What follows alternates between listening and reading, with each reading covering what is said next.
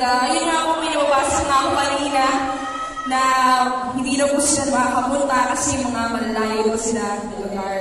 Tapos yung mga may school, hindi pa naka-duty. Pero ayun po, mag-monitor po ako, huwag po kayong mag-alala.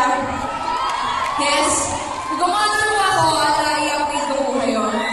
Alright? Okay. Yung kanta ko po kanina, isa po yun sa mga compositions na ginawa ko. I love you.